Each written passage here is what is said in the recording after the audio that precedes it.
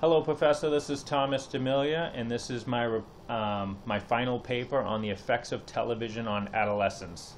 I know it's a bit grainy, but you're going to have to bear with me. I will also show the backdrop a little bit better once I'm done. But anyway, I broke my paper down into 6 different topics, which we discussed. The 6 topics are violence, cognitive development, advertising, health issues, socio-economic differences, and cultural differences. And I'm going to talk about each one a little bit and try not to ramble on too much. I made some bullet points here that I'm going to go over. Obviously, my paper is going to be in much more detail. The first was violence that I researched, and the effects that television has on violence and how much of it they're exposed to. And what I found was that from an early age, and we can all attest to this, that we are bombarded with cartoon after cartoon of just violence, from Tom and Jerry to Bugs Bunny to the Roadrunner, Heckle and Jekyll, Fred, the Flintstones. We're just at an early age. Those are the shows that we watch all day long. And the information that I researched talked over and over again about how much television adolescents and children watch, and the statistic that they came up with was 25 to 30 hours on average a week that a child watches television. Another figure which I thought was astounding was by the age of 12, a child has already seen over 10,000 murders on TV alone, never mind the other media outlets that our children are exposed to. However, there is some good news. In the late 90s, because of a lot of consumer backlash, there was a big push for children's television. So television shows or channels like the Family Channel, PBS, Animal Planet, the Disney Channel were all created to start to show, an alternative to the violence that the children were being exposed to. Even if it was cartoonish, it's still something that they see day in and day out. And the research had showed that, that children could start to think that this is a way to deal with their problems. So these channels were created, and they did offer a solution, or somewhat of a solution, to that problem. But what these stations ran into was competition. Cable was becoming, 300 channels, so there was a lot of competition for space. And of course, when you're talking about television, it's all about money.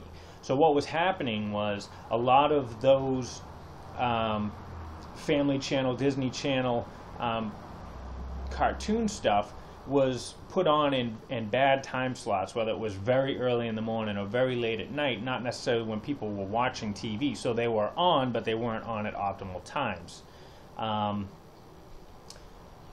Another thing I found out too was that parents don't realize how much their adolescents watch regular news on TV. And most news channels focus a lot on war and crime and a lot of the negative that goes on. And that has a huge impact on what a child's perception of the social world is like if they're bombarded with that day in and day out. But at the end of the day, what they did find out is that a healthy child, seeing all of this violence, a healthy child is not necessarily going to go out and commit violent crimes. But what they gave an analogy of smoking a cigarette is not going to give you cancer, but prolonged smoking will more than likely give you some sort of cancer. And the same goes with the effects of television, that the longer that children are exposed to these violent acts, the more they increase their chance of this aggression coming out in some form at some point in their life. So at at the end of the day, as far as the violence in TV is concerned, it really is up to the parents to monitor what their children are watching and how much they're watching. The second aspect I wanted to focus on, and I can see that I'm already at 5 minutes, so I should probably try and speed this up so it's not forever. Cognitive development was the second phase, or the second area that I looked at. And what I found is that television indirectly affects a child's cognitive development because it just takes too much of their time up. Time that could be spent with one-on-one interactions with family, friends, peers, relatives, things of that nature, where they could build their cognitive skills. The second thing was prolonged exposure to TV gives a child an inaccurate reflection of the real world, and it distorts their social reality of what is real in life and what's not. Obviously, once they get older, to 12, 13, 14, they're able to discern the differences, but at an early age, they're not, especially the more they're exposed to television. And the research had showed that 2+ hours of TV a day made a child 6 times more likely to have language deficits compared to their peers who didn't watch as much television. The thing that I found interesting was, in my research, was shows like Sesame Street, Barney, Teletubbies didn't do a lot to improve a child's vocabulary or cognitive development.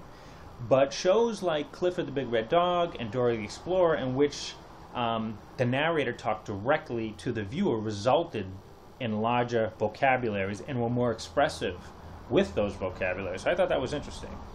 Now the area that I looked into, which kind of piggybacks off the health issues that I'm going to go into, is advertising. Advertising is a billion-dollar business to children and to adolescents because, a lot of them have income that is disposable, and they have a big influence on their parents who do have, a substantial income. It is a billion-dollar business. They market everything from clothing, toys, food, destinations like Disneyland. So it's a big business. And part of the problem with that, segueing into the health issues, the main being obesity. Obviously, that's the main issue with excessive television viewing. Because obviously, the longer someone is watching TV throughout the day, their body is sedentary. They're not burning calories, as opposed to, say, being outside and being active and playing. The research that I looked up showed a large correlation between the increased amounts of television and health issues, obesity being the biggest. But there were others. There was hypertension, diabetes, asthma, sleep disorder, mood disorder, ADD, depression, and the list goes on and on. It's kind of scary. But, the correlation was the more they watch, the more the chances are of them, getting these types of diseases.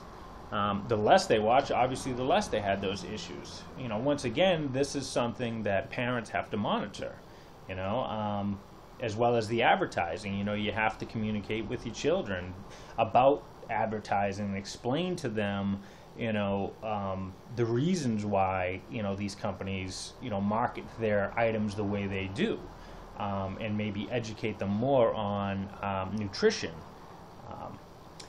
Two other areas that I want to go into briefly was the socioeconomic differences and the cultural differences. I wanted to see if there was a difference in lower class and middle class families, and whether it was the amount of television that they watched or the effects. And what I found was the amount of television that was watched was pretty similar. However, the less privileged children were less likely to have a television in their room, so you would think it would maybe change those odds of them watching as much television. But the research showed that it was pretty much the same, even though a lot of them didn't have televisions in their room. But what I found interesting was that because those children didn't have or they were less likely to have a television in their room or in every room like a lot of us do. They tended to be more active outside. So they tended to be in better health to some degree. And they were also scored higher in creativity, which at first I thought kind of strange, but then I guess it kind of made sense because they didn't have this avenue, this television, to take up a lot of their time. So I guess they had to be more creative to find ways to take up their time, whether it was an activity outside, whether it was an activity in the house, whether it was whatever. They had to be more creative in finding ways to take up their day.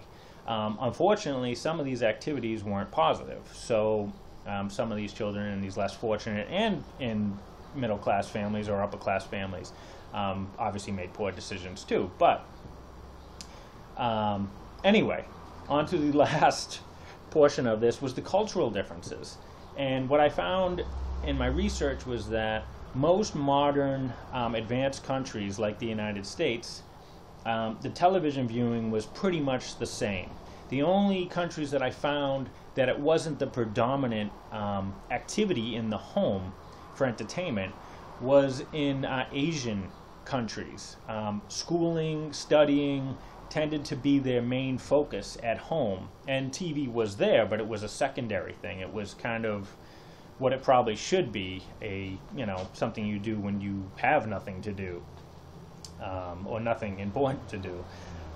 So that obviously makes sense where Asians focus more on their schooling than we do here in the United States, unfortunately. But other countries that are modern will all fall into the same trap of watching, far too much television, whether it was adolescents, children, adults. But where this is on adolescents, I'll keep it to that.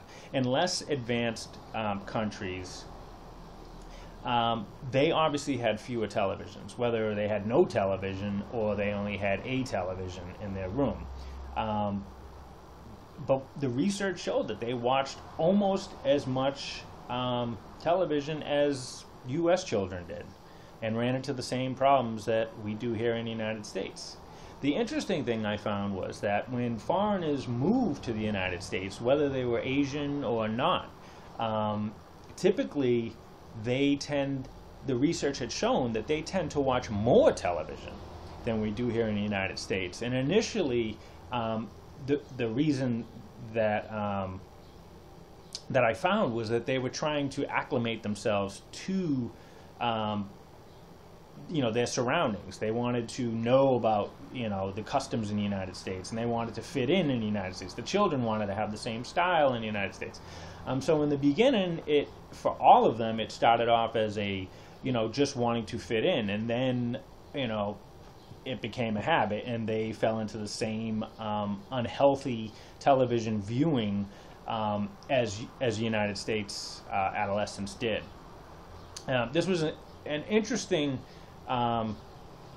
project to do because a lot of the information was information that I knew, but it did open my eyes to the severity of how bad it is and the marketing behind all of it and just the effects that it could have or does have or in our daily lives, even as adults. But what I'm going to do is, hopefully you got the video that I sent you was an awesome video on the effects of television. I looked at 1 million of them, but that was the best one. It was 7 minutes long, so I sent that one. What I'm going to do now is I'm going to try to show you this poster board a little bit better so you can see, just the aspects of it for the grade.